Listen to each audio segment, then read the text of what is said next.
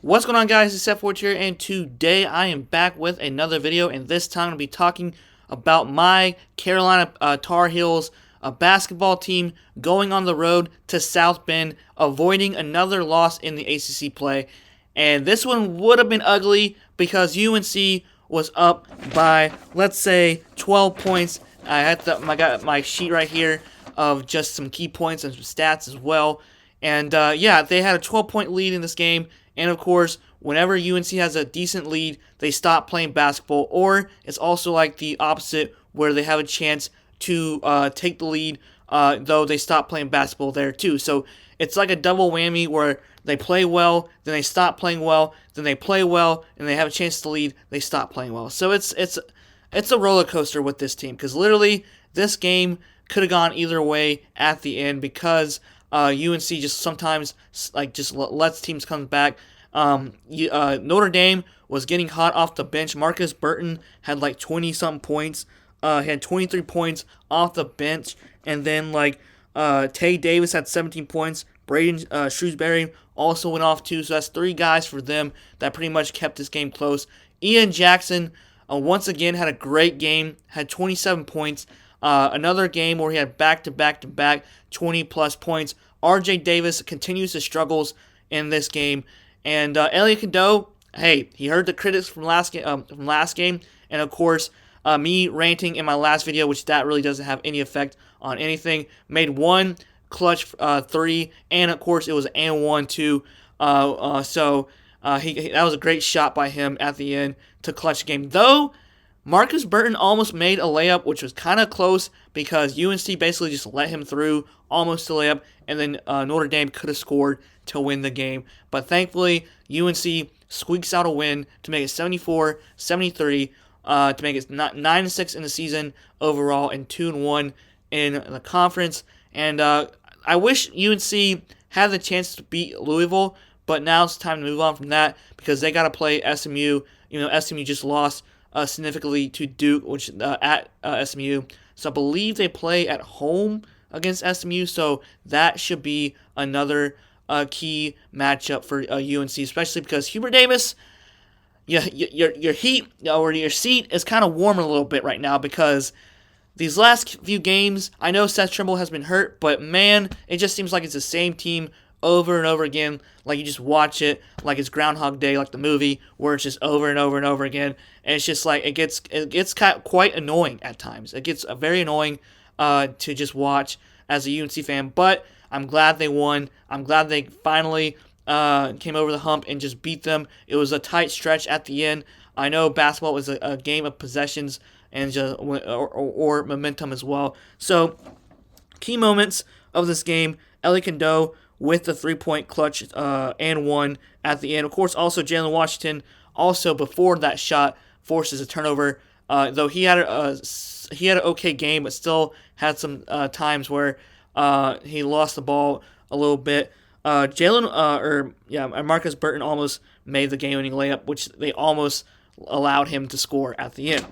Also, top scorers, like I said, Ian Jackson had 27 points, 6 rebounds, 1 block, 1 assist, and one steal. So he pretty much did it all for UNC. Without him the last 3 games, I don't think that we would have won today if it wasn't for Ian Jackson scoring 27 points against Notre Dame, which is kind of sad. But it is a away game. It's a tough.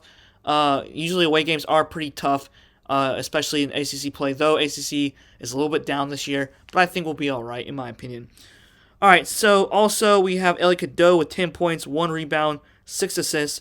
Also, Ellie Cadeau still needs to work on his foul issues. He still has a lot of fouls, especially 4 personal fouls this game. So not great from him. Also, we have Drake Powell, had a good game with 8 points.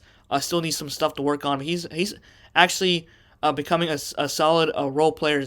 Solid. I think he should be starting the whole year. Him, Ian Jackson should start the whole year, in my opinion. Also, they need to play James Brown. James Brown finally got some minutes, though. Didn't really do too much, but he needs to get more minutes. I hope Hubert Davis just allows him to play, allows all the freshmen to play. K. Tyson, still, I have no idea what is going on with him, and it's just been not so great for him at all. All right, so, of course, RJ Davis. he just struggles this game again. I know he's got double team, triple team because he's very good. He had 8 points. He went 0 for 3 in the 3-point range, which that's his bread and butter. But I don't understand what's going on with him. He's a fifth-year senior, though it's because we don't have Armando Bacot where we can force it inside, then pass it outside over there. All right, so we got James Brown. Didn't really do too much.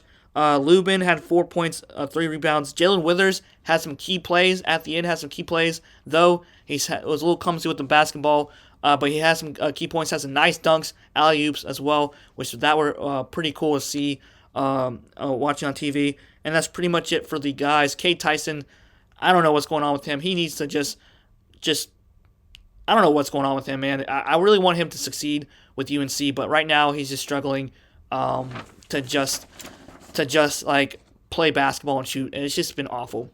All right, so the team stats. Lastly, we have UNC went 27-51, which is 52% from the field goal range. Not great at all. Once again, Notre Dame had 25 through 57 for 43%. That's pretty much what Notre Dame is, in my opinion.